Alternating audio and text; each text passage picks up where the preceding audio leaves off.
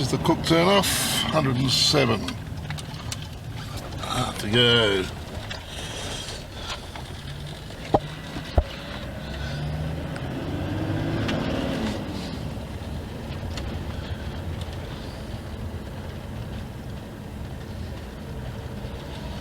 Yeah, the road's unmaintained, it's not suitable for two-wheel drive.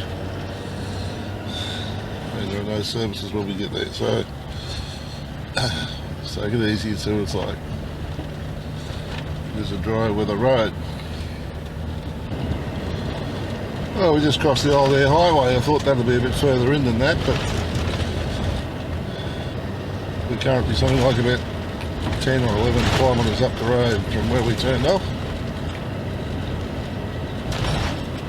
So far the road's not bad. We're able to slip along at around about 80 kilometres an hour.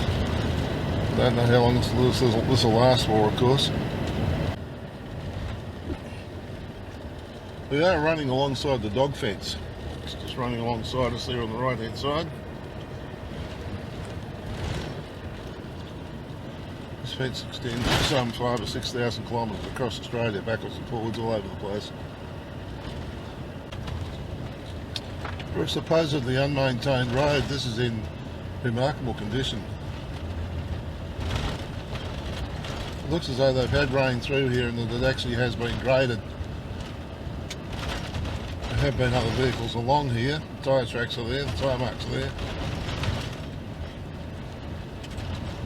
So far, much better road than I anticipated.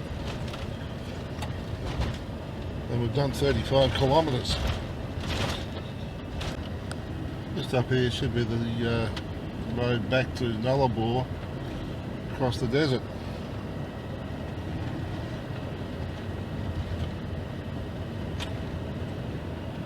And there it is there.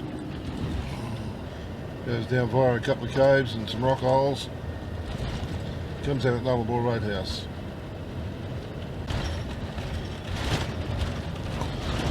Back on the main road they said that the road was suitable only for four-wheel drive. It was not suitable for two-wheel drive.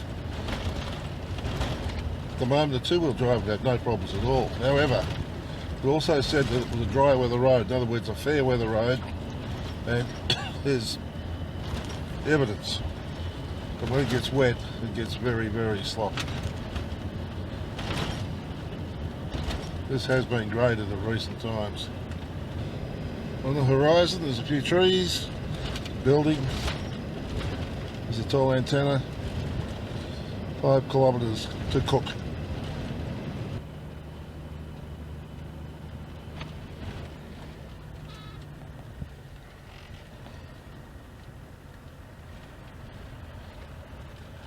We were told the other day that they used to land an aeroplane on this until someone built this obelisk in the middle of the thing up here. I don't know how true that is. Well, there is a windsock, so I suppose that bears some credence to the small plane thing.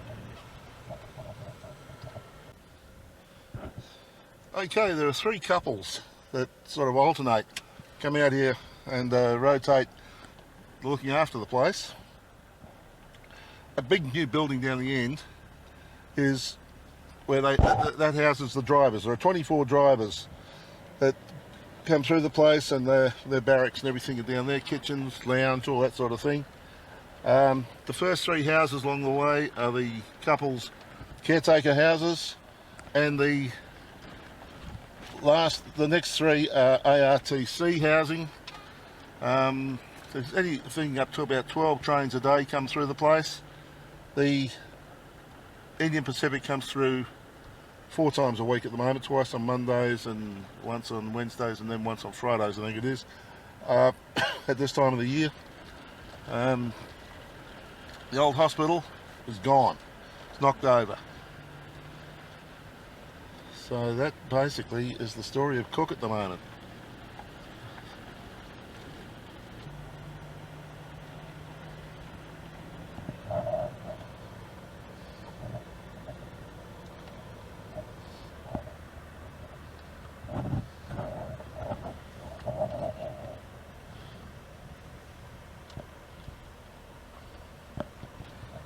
Fair bit of infrastructure here.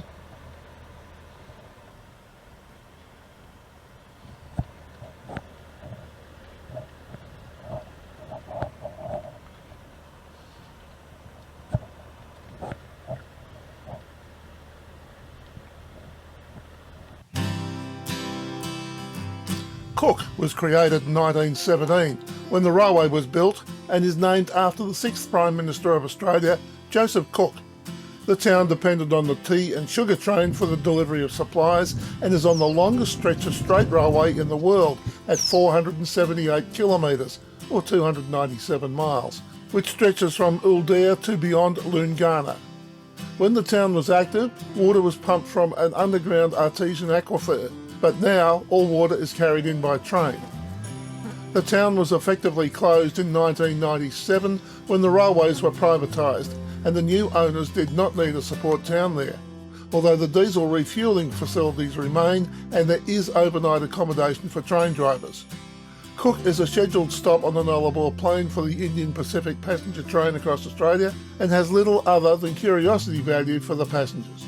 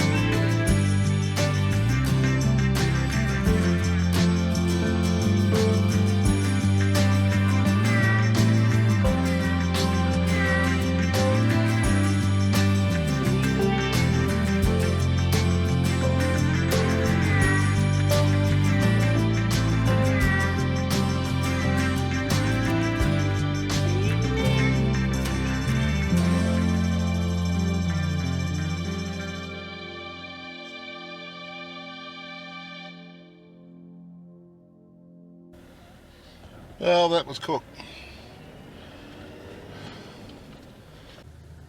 This is a blowhole.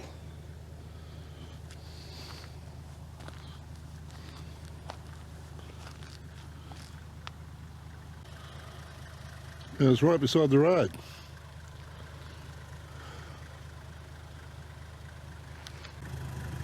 This is outback signposting.